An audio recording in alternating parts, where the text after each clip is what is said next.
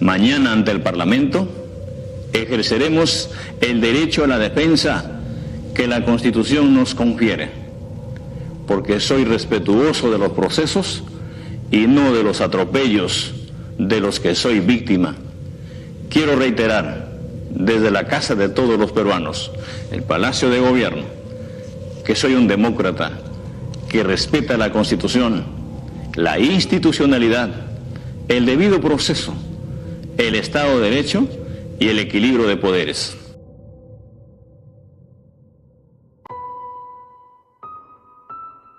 Era un día soleado, el 7 de diciembre de 2022.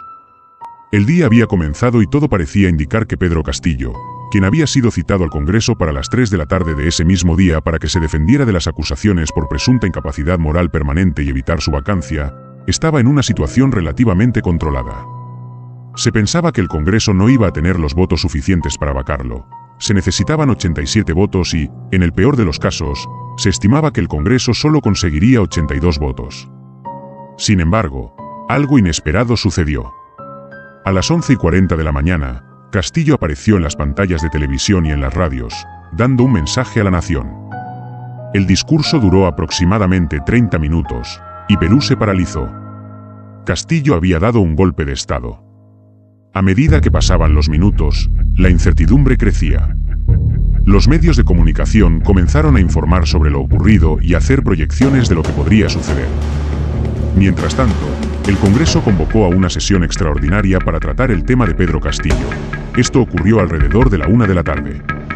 Aprovechando el grave error de Castillo, el Congreso decidió vacarlo de la presidencia. Mientras esto ocurría, Castillo intentaba llegar a la Embajada de México en busca de asilo. Sin embargo, en el trayecto fue detenido por la policía. Como ya había sido vacado de la presidencia, fue conducido a la prefectura de policía. Tras firmar documentos incriminatorios, por recomendación de su abogado Aníbal Torres, fue encarcelado. Aquí comienza una nueva historia. La trama golpista.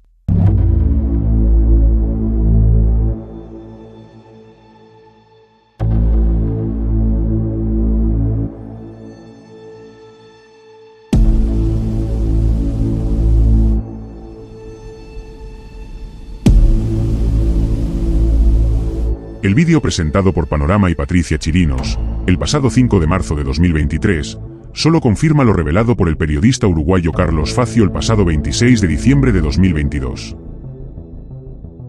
El día del discurso, Pedro Castillo estaba 100% seguro de que tenía el respaldo de las Fuerzas Armadas, policiales y del pueblo. Él se sentía muy seguro, pero lo que Pedro Castillo no sabía era que todo ese supuesto apoyo se trataba de una celada. Alerta a los colectivos civiles que están defendiendo la democracia en las calles. Bloqueada ya la avenida Jorge Basadre. No van a dejar que se escape el dictador, como un cobarde, como una rata, después de lo que ha hecho el día de hoy. Perpetrado un golpe de Estado inadmisible, rompiendo el orden constitucional, sin respaldo. Sin respaldo. Sin respaldo. Sin respaldo. Efectivamente, ese 7 de diciembre, antes de que Pedro Castillo leyera ese nefasto discurso, en realidad no tenía respaldo de nadie, ni de sus ministros, ni siquiera de su propia seguridad. Los chats entre Betsy Chávez y los ministros así lo demuestran.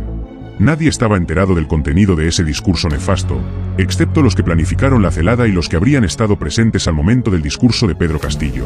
La presidenta del Consejo de Ministros, Betsy Chávez, el ministro de Defensa, Gustavo Bobbio, el ministro del Interior, Willy Huerta, y el asesor y expremier Aníbal Torres.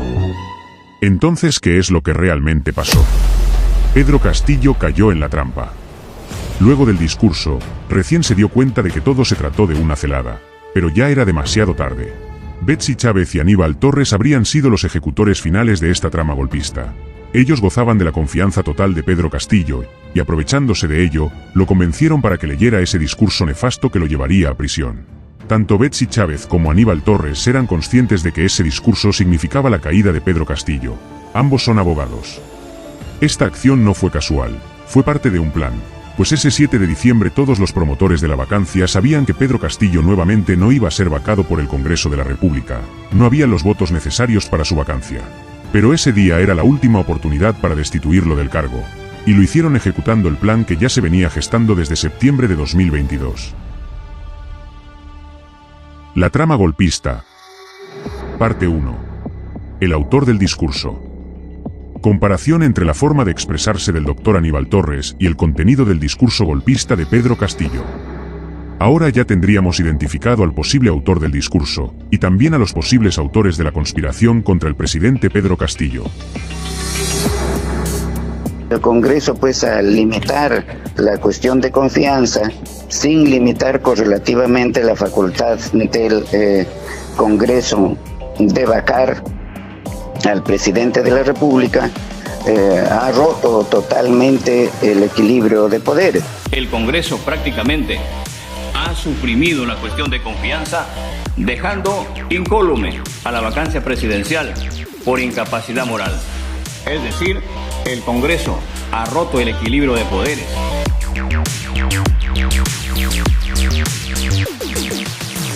Se prohíban los monopolios, los oligopolios, las posiciones dominantes. La prohibición de los monopolios, oligopolios y toda posición dominante.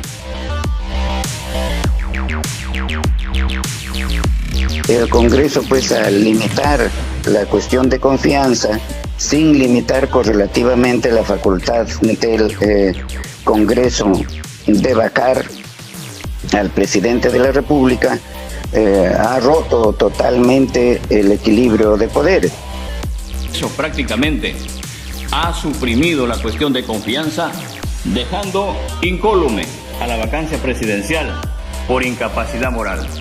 Es decir, el Congreso ha roto el equilibrio de poderes.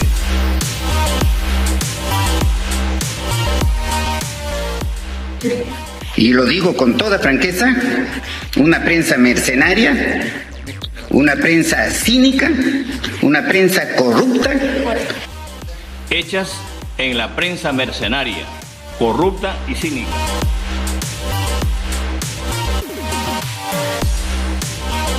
Sino desde hace mucho tiempo.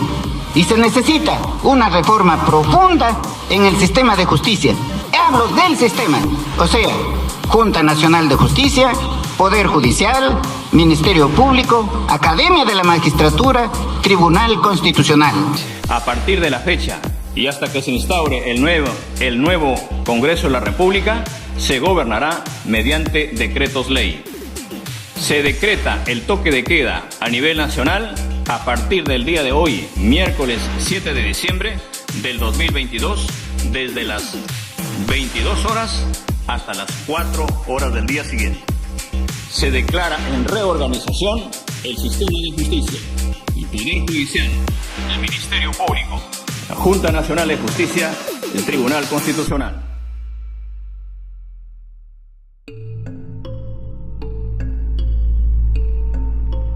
La trama golpista. El autor de esta columna periodística es Carlos Facio, un periodista uruguayo radicado en México. Facio es considerado uno de los analistas con mayor prestigio en asuntos políticos, militares y religiosos de América Latina. Además, se ha destacado por su constante labor de documentación y su trabajo en favor de diversas causas sociales. Desde el 7 de diciembre pasado, se ha venido consolidando en Perú una dictadura de tipo militar parlamentaria, que usa como fachada institucional a la exvicepresidenta Dina Boluarte, quien traicionó al derrocado mandatario Pedro Castillo, convirtiéndose en rehén del ejército, el fujimorismo y la racista y clasista oligarquía limeña al servicio de las grandes corporaciones extractivistas internacionales. Un golpismo rampante que siempre contó con el aval de Estados Unidos. En conexión con el generalato, el principal operador de la trama golpista en el Parlamento fue su actual presidente, el general retirado José Williams Zapata, es jefe del Comando Conjunto de las Fuerzas Armadas de Perú y representante de la agrupación conservadora Avanza País, que durante la segunda vuelta de las elecciones de 2021 apoyó a la ultraderechista Keiko Fujimori contra su contrincante, Pedro Castillo, quien resultó electo. Como muchos miembros del Congreso peruano, la hoja de vida de José Williams Zapata exhibe su lado represivo y corrupto. Según la Superintendencia de Banca, Seguros y Administradoras de Fondos de Pensiones de Perú, en 2006, cuando aún era presidente del Comando Conjunto del Ejército, Williams fue acusado de enriquecimiento ilícito en agravio del Estado y le retuvieron 5 cuentas bancarias.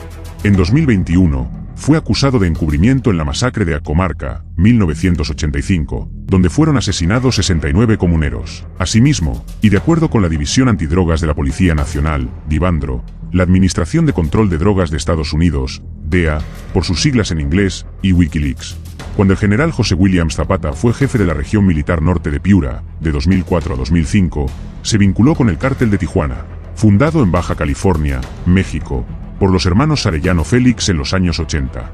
Según el portal Baika, en 2010, cuando Wikileaks filtró documentos diplomáticos secretos de la Embajada de Estados Unidos en Lima, Williams, entonces jefe de la región militar en Piura, tenía nexos con colaboradores de la organización criminal mexicana. El 12 de marzo de 2009, el embajador de Estados Unidos en Lima, Michael McKinley, envió un cable secreto al Departamento de Estado donde advertía que Williams Zapata estaba presuntamente vinculado con el excapitán Jonathan Huacacto Rico, identificado por la Divandro como colaborador del Cártel de Tijuana, y había sido visto reunido con capos mexicanos en el casino militar de esa región castrense. Con ese palmarés, Williams Zapata habría sido uno de los principales articuladores del plan golpista desde el Congreso contra Castillo, en coordinación con el alto mando militar peruano y la embajadora de los Estados Unidos en Lima, Lisa Kenna, un exagente de la Agencia Central de Inteligencia, CIA, quien se apoyó en el agregado castrense de esa misión diplomática, Mariano Alvarado, oficial de operaciones del Grupo de Asistencia y Asesoramiento Militar del Pentágono, quien mantiene estrecho contacto con los generales peruanos. Según fuentes ligadas con jerarcas de corporaciones transnacionales en Lima, la trama golpista habría sido urdida desde septiembre pasado como parte de una sofisticada operación de inteligencia. Como el Congreso no contaba con los votos necesarios para vacarlo, destituirlo, le hicieron creer al presidente Castillo que contaba con el apoyo de las Fuerzas Armadas y la policía y lo indujeron a disolver el Parlamento, para que rompiera adrede el orden constitucional.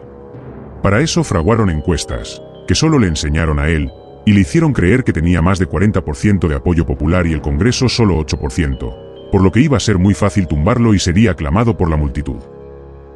Además del ejército y la policía, el plan involucraba a la Fiscalía de la Nación, la Contraloría, ministros, congresistas y a la vicepresidenta Boluarte.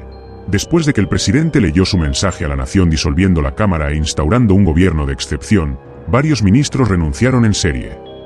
Entonces, Castillo buscó el apoyo de las Fuerzas Armadas mediante sus edecanes militares y no obtuvo respuesta. Ahí se dio cuenta de que le habían tendido una celada, pero ya era tarde. Incluso, la seguridad del Estado lo retuvo en Palacio mientras esperaban la votación del Congreso para desaforarlo. Entonces le dijeron que estaba acordado un supuesto plan B, que buscara asilo en la Embajada de México. Ya entonces uno de los complotados había gestionado el asilo diplomático de Castillo en la misión mexicana. Pero instantes después de que el Congreso declaró la vacancia presidencial acusándolo de presunta rebelión, Castillo fue detenido por un comando SWAT de la Policía Nacional. Lo llevaron a la prefectura de Lima y de inmediato apareció la fiscal de la Nación, mientras Boluarte esperaba en su casa para ser llamada a asumir como presidenta de la República. El único que no estuvo en la trama golpista fue el comandante general del ejército, Walter Córdoba, quien, según el periódico La República, el 5 de diciembre había sido presionado por el titular del Parlamento, José Williams, para que dejara el cargo porque había graves denuncias en su contra que afectaban la institucionalidad del ejército. Otra versión señala que el Comando Conjunto del Ejército le intimó: ¿te alineas o renuncias? Asimismo, la víspera del golpe, la embajadora de Estados Unidos, Lisa Kenna, se reunió con el ministro de Defensa, Gustavo Bobbio, quien, al igual que todos los ministros de Pedro Castillo, presentó su renuncia el 7 de diciembre debido a la crisis política desatada por la decisión del presidente de disolver el Congreso y establecer un gobierno de excepción. Según el diario limeño, la última llamada telefónica que tomó Castillo antes de abandonar el Palacio Presidencial provino de la Embajada de Estados Unidos. Es probable que le aconsejaran buscar refugio en la embajada de un país aliado, lo que podría haber sido interpretado como un signo de debilidad. El 7, Kenna envió un tuit de denuncia contra la medida de Castillo de disolver el Congreso, y desde Washington, haciendo uso de la añeja mitología gringa sobre la democracia representativa, el secretario de Estado, Antony Blinken, bendijo el golpe. La larga mano de Estados Unidos también está detrás del nombramiento del nuevo jefe de la Dirección Nacional de Inteligencia, el coronel retirado Juan Carlos Liendo O'Connor, exoficial de enlace en el Comando Sur del Pentágono, estrechamente ligado con la dictadura de Alberto Fujimori y su alter ego, Vladimiro Montesinos, ambos presos por delitos de lesa humanidad. Liendo garantiza la represión y militarización en curso en Perú.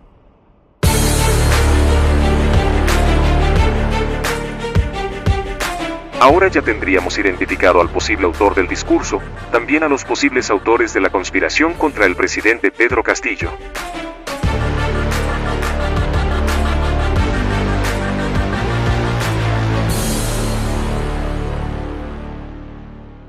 Evidencias y análisis. El caso de la trama golpista.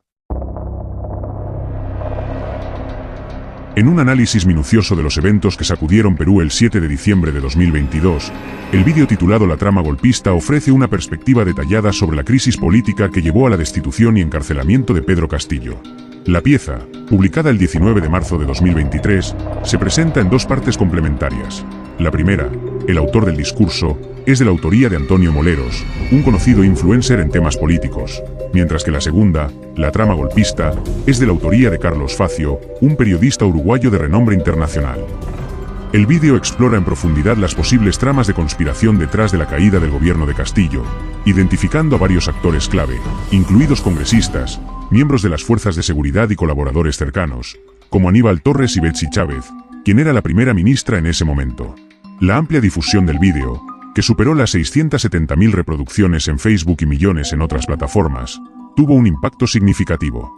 Este éxito mediático llevó a la Fiscalía a realizar un allanamiento en la residencia de Aníbal Torres el 23 de marzo de 2023, apenas 4 días después de la publicación del vídeo. En el operativo se encontraron indicios que sugieren que Torres y Betsy Chávez podrían haber participado en la redacción del polémico discurso atribuido a Castillo. El informe y la tesis del fiscal han respaldado los análisis presentados en el vídeo, confirmando que las evidencias encontradas apoyan las teorías y aportando una nueva dimensión al debate sobre los eventos que marcaron un hito en la política peruana. Descubierto. Aníbal Torres tenía el guión del golpe de Estado. En un allanamiento realizado el 23 de marzo de 2023, la Fiscalía halló apuntes manuscritos en la vivienda de Aníbal Torres que coinciden con el discurso leído por Pedro Castillo durante su intento de golpe de Estado del 7 de diciembre de 2022. Estos documentos, incautados durante el operativo, incluyen instrucciones para cerrar el Congreso y otros detalles cruciales que reflejan la preparación del autogolpe. Manuscritos coincidentes. Los escritos hallados en la residencia de Torres presentan similitudes significativas con el mensaje que Pedro Castillo dirigió a la nación. Entre los documentos encontrados se incluyen textos que mencionan la reestructuración de la Fiscalía Suprema y el cierre del Congreso, así como una propuesta para una nueva constitución. Detalles específicos. Frases del mensaje de Castillo, como prohibir los monopolios, los oligopolios, las posiciones dominantes y los calificativos hacia la prensa, también aparecen en los manuscritos de Torres. Además, se encontró un documento titulado La Cápsula, que detallaba la distribución de áreas del despacho presidencial, lo que sugiere una planificación meticulosa del intento de golpe. Elaboración del mensaje. La investigación fiscal revela que el mensaje a la nación se elaboró la noche del 6 de diciembre de 2022, con Torres, Castillo y Betsy Chávez trabajando en el Palacio de Gobierno. El borrador inicial se creó utilizando una PC de la Oficina de Apoyo al Cónyuge de la primera dama Lilia Paredes y se almacenó en un dispositivo USB. Consecuencias legales. Aníbal Torres enfrenta ahora la posibilidad de 15 años de prisión por su presunta implicación en el delito de rebelión. Simultáneamente, el Ministerio Público ha solicitado penas de 25 años para Betsy Chávez y 34 años para Pedro Castillo, quien enfrenta cargos adicionales relacionados con los eventos del 7 de diciembre de 2022. Reacción y proceso judicial. A pesar de la evidencia presentada, el abogado de Torres, Duberly Rodríguez, ha evitado comentar sobre el material incautado, aunque previamente había indicado que Torres no poseía material incriminatorio. Mientras tanto, la investigación continúa, abarcando a otros personajes clave de la jornada del 7 de diciembre, incluidos exministros y oficiales, quienes también enfrentan solicitudes de prisión preventiva y penas acumulativas. Este hallazgo subraya la gravedad de las acusaciones y marca un punto crucial en la investigación del fallido golpe de Estado que sacudió al Perú. Pedro Castillo, actualmente bajo detención preventiva por 36 meses, afirma: "Leí el mensaje por iniciativa propia, me inmolé por el pueblo". Sin embargo, después de considerar el análisis del periodista uruguayo sobre la trama golpista y de conocer, un año después, las declaraciones de algunos de los actores implicados en la caída de Castillo, se puede concluir que Pedro Castillo está mintiendo. El excomandante general de las Fuerzas Armadas, Gómez de la Torre, reveló en una entrevista que las Fuerzas Armadas estaban siendo asesoradas por el constitucionalista Luciano López meses antes del fallido golpe de Estado. Además, El expresidente del Congreso, William Zapata, aseguró que un día antes del incidente ya tenían lista la banda presidencial para Dina Boluarte. El mismo comandante general de las Fuerzas Armadas habría instruido a sus subordinados, un día antes del 7 de diciembre de 2022, a seguir únicamente sus órdenes y no las de Pedro Castillo.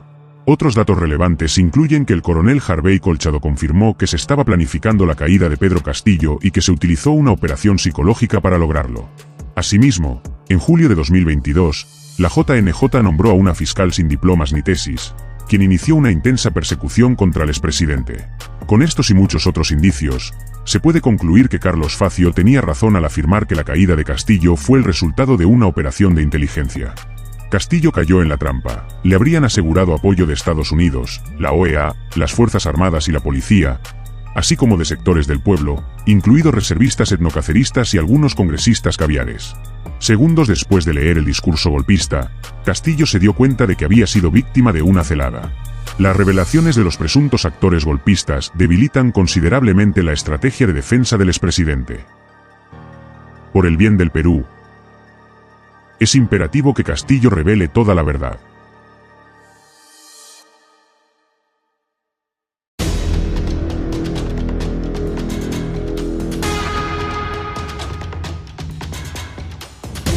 Este vídeo analiza la información compartida el 19 de marzo de 2023, comparándola con datos actuales y actualizados el 23 de agosto de 2024.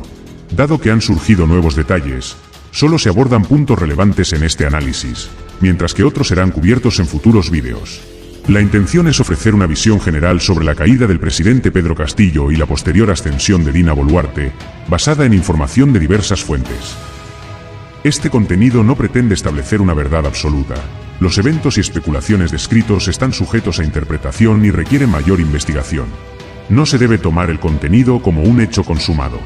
Se alienta a los espectadores a cuestionar, analizar detenidamente y formar sus propias conclusiones, considerando que las investigaciones oficiales y el análisis imparcial son necesarios para una comprensión completa y precisa.